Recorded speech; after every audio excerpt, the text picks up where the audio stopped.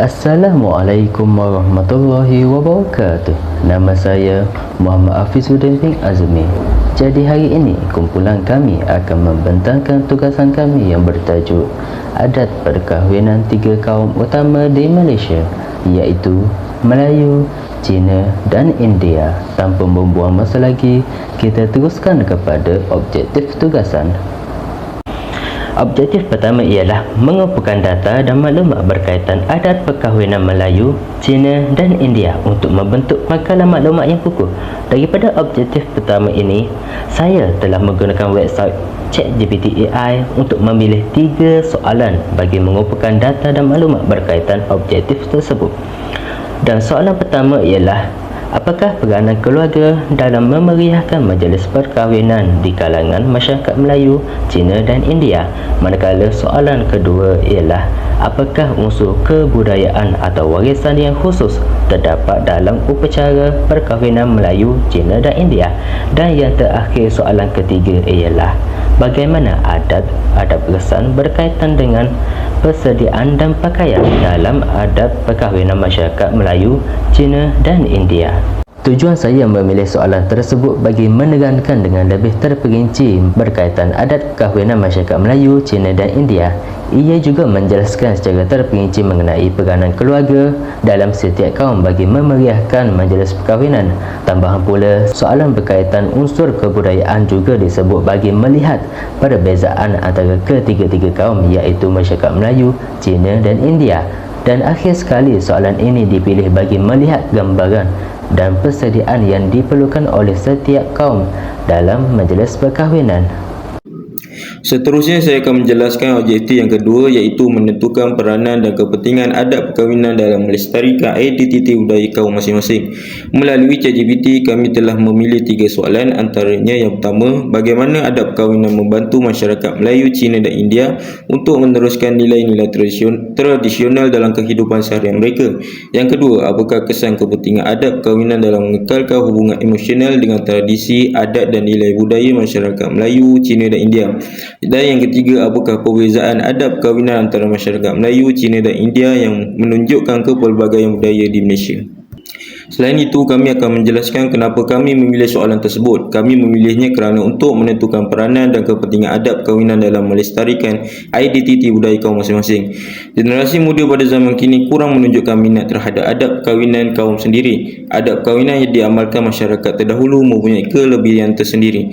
Tambahan pula, generasi muda pada zaman kini tidak dapat membezakan adat perkahwinan antara masyarakat Melayu, Cina dan India. Dan akhir sekali, masyarakat kini kurang penghayatan terhadap adat perkahwinan dan kurang memahami tentang kesan kepentingan dalam mengekalkan hubungan emosional.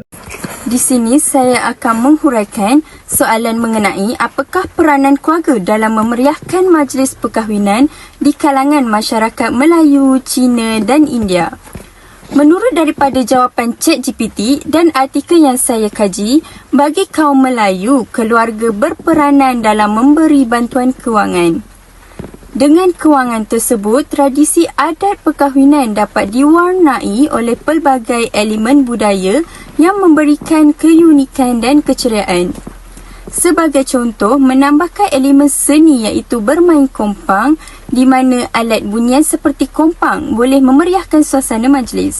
Bagi kaum Cina pula, keluarga memainkan peranan penting dalam tradisi upacara minum teh, di mana pihak keluarga bagi kedua-dua belah pihak turut serta dalam upacara minum teh bagi memohon restu atas perkahwinan yang dilangsungkan.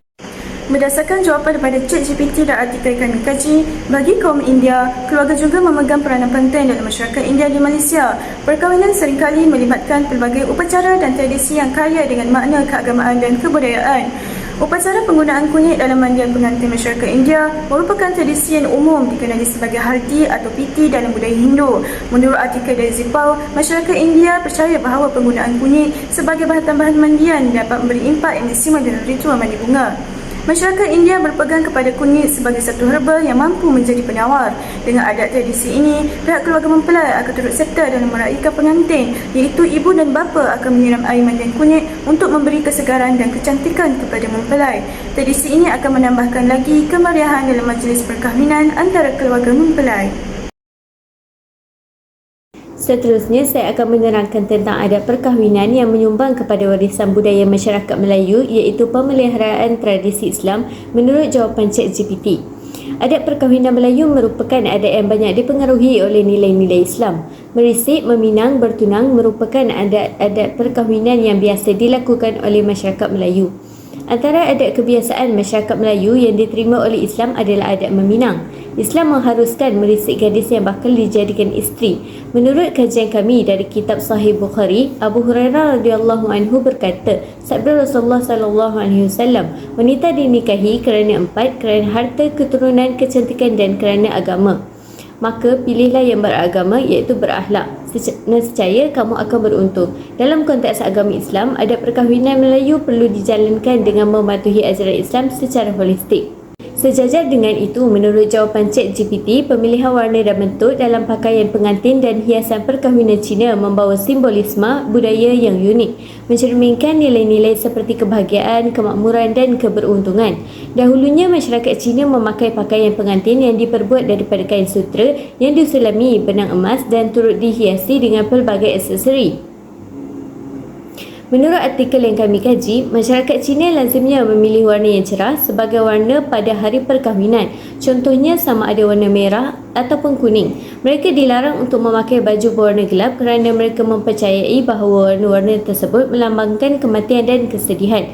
Maka jelaslah bahawa warna merupakan simbol yang penting dalam mengekalkan warisan dan budaya masyarakat Cina. Seterusnya, adat perkahwinan masyarakat India.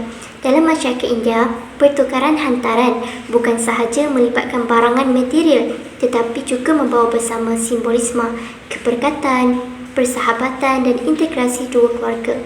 Keluarga pengantin lelaki akan membawa dulang-dulang dalam angka ganjil yang dipenuhi bahan-bahan seperti sari, manisan, barang perhiasan, kelapa dalam angka ganjil yang disapu kunyit dan sebagainya.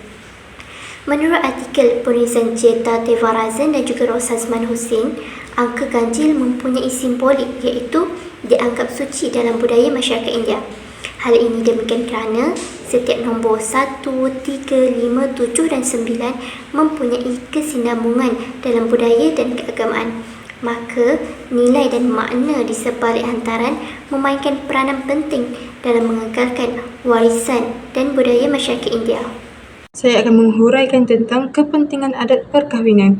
Menurut jawapan daripada ChatGPT, pentingnya keluarga dalam adat perkahwinan Melayu yang sering melibatkan seluruh keluarga dari kedua belah pihak. Proses perundingan dan persetujuan melibatkan keluarga dapat mengukuhkan hubungan keluarga yang erat. Seluruh proses perkahwinan termasuk upacara-upacara seperti malam berinai, bersanding dan sebagainya melibatkan peranan keluarga.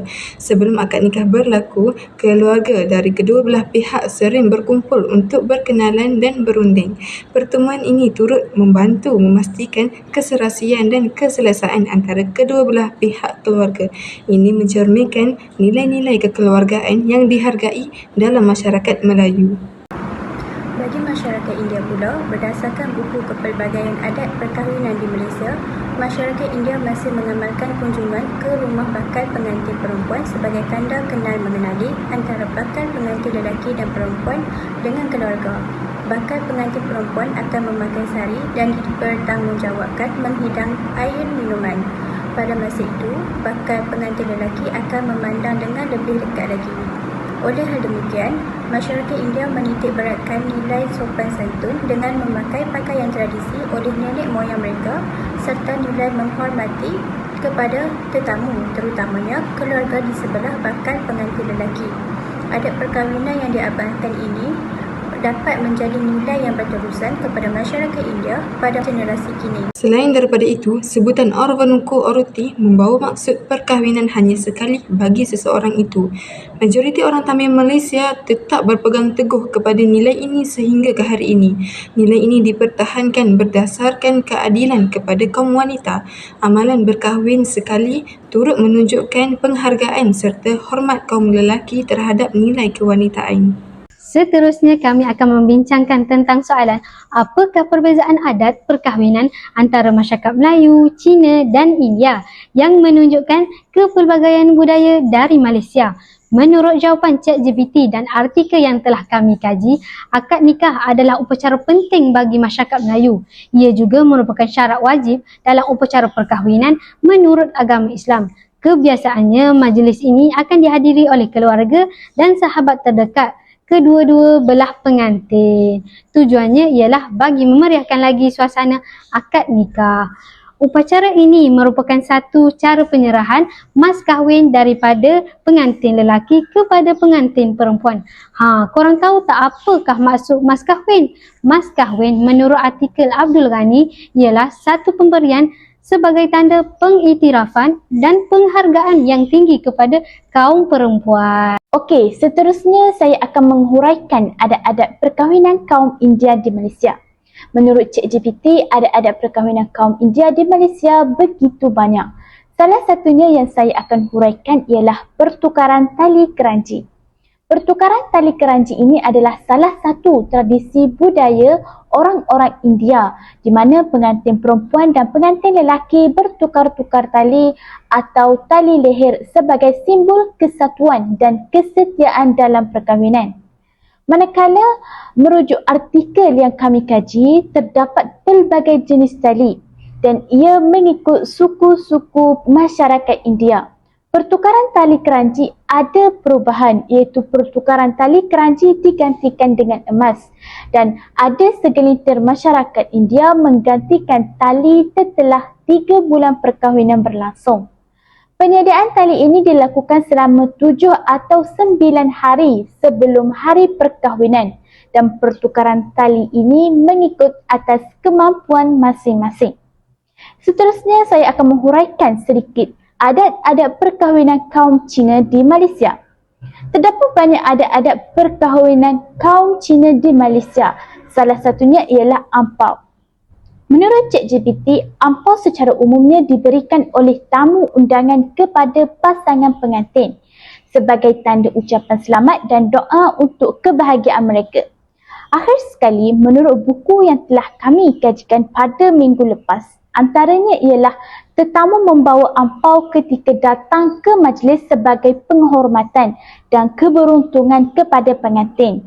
Dan ini adalah budaya masyarakat Cina. Selain itu, dengan pembahagian ampau kepada pengantin, menandakan ia sebagai tanda berterima kasih kerana tetamu undangan yang memberikan ampau sebagai bentuk penghormatan atas sumbangan yang diberikan kepada pengantin. Apa yang dapat kami rumuskan dalam kajian ini adalah peranan keluarga dalam memeriahkan majlis perkahwinan berbeza-beza di antara masyarakat Melayu, Cina dan India. Oleh itu, setiap budaya mempunyai tradisi dan adat istiadat yang unik dan pihak keluarga hendaklah memainkan peranan yang penting dalam mengatur majlis perkahwinan.